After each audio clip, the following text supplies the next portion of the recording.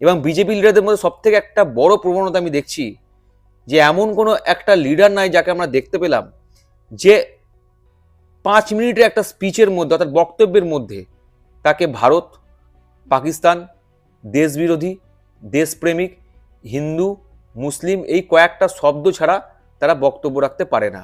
এবং আমার একটা খুব অভিজ্ঞতা থেকে বলছি, প্রতিটা কথায় তারা পাকিস্তানকে নিয়ে আসবে এবং প্রতিটা কথায় যখন তাদের বিপদে পড়তে হয় সরাসরি তারা আপনাকে বলে দেবে যে আপনি হচ্ছে দেশবিরোধী। অবাক লাগে। আচ্ছা, গান্ধীজিকে ট্যাগলাইন দিচ্ছে তারা, যাকে আমরা জাতির পিতা বলে আমরা মানছি এবং যার অক্লান্ত পরিশ্রমে আমরা স্বাধীনতা পেয়েছি, তাকে এইভাবে কুরুচিকর মন্তব্য করা হচ্ছে। এবং যে আমাদের সংবিধানকে রচনা করেছেন তার অপরাধ কি? তিনি মানুষকে একসঙ্গে থাকতে বলেছেন বলে ডক্টর বি আর আম্বেদকরের অপরাধ বলে তারা মনে করছে। খুব খুব ভাবার বিষয়। এই ভারতবর্ষ স্বাধীনতার পিছনে মাইনরিটিসদের অবদানও প্রচুর রয়েছে এবং নেতাজি সুভাষচন্দ্র বসু খুব পরিষ্কারভাবে বলে দিয়েছিলেন, যারা এই হিন্দু এবং মুসলিমের বিভেদ তৈরি করতে চাইছো তারা জাতীয় কংগ্রেসে অংশগ্রহণ করো না। এবং অ্যালান অক্টোভিয়ান হিউম যখন 1885 সালে এই কংগ্রেস নামক দলটা তৈরি করেছিল, তখন তাদের মেন উদ্দেশ্য ছিল যে আমরা ধর্ম দিয়ে লড়াই করব না, আমরা ভারতবর্ষের মানুষকে ব্রিটিশদের অত্যাচার থেকে বাঁচাবো।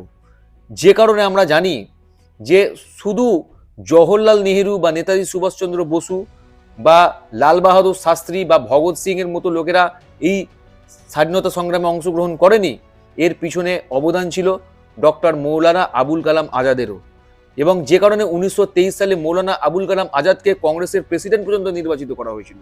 তখন কখনো বলা হয়নি যে মৌলানা আবুল কালাম আজাদকে যে আমরা কংগ্রেস প্রেসিডেন্ট বানাবো না, বা উমেশচন্দ্র ব্যানার্জিকে যখন প্রেসিডেন্ট বানানো ছিল তখনও কোনো মুসলিম সেখানে আপত্তি করেনি যে কেন উমেশচন্দ্র ব্যানার্জিকে কংগ্রেস দলের প্রেসিডেন্ট বানানো হবে, তিনি তো একজন হিন্দু।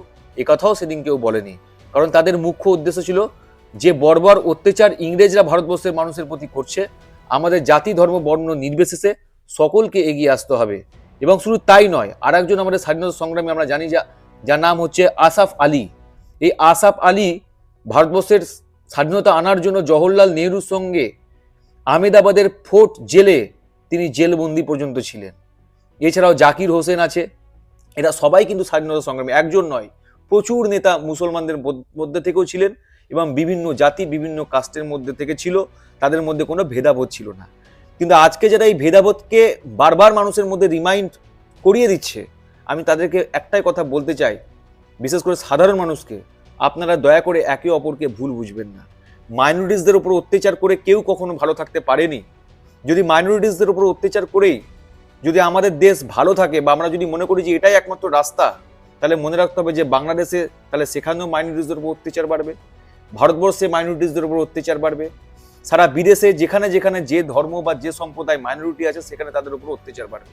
এবং আমাদের দেশের যদি কোনো মানুষ মনে করে যে চাকরির জন্য বা ব্যবসার জন্য বাইরে যাবে, তাদেরকে সেখানে আক্রমণ করা হবে।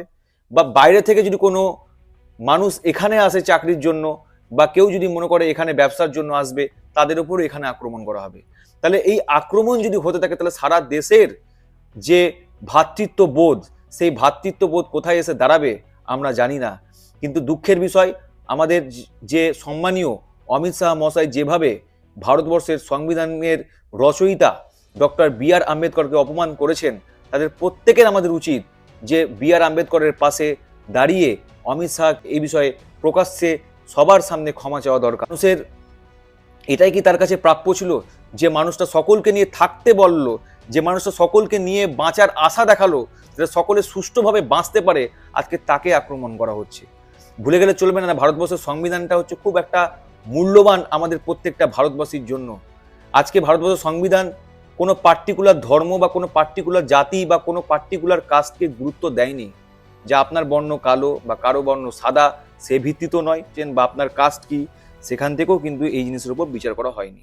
তাই ভারতবর্ষের সংবিধানের যে প্রিয়াম্বেল, সেই প্রিয়াম্বেলটা যদি আমরা পড়ি, তাহলে আমরা সেখানে দেখতে পাবো যে বারবার করে সেখানে বলা হয়েছে যে we the people of India having solemnly resolved to constitute India into a sovereign secular democratic republic and to secure all its citizens justice, equality, fraternity and liberty।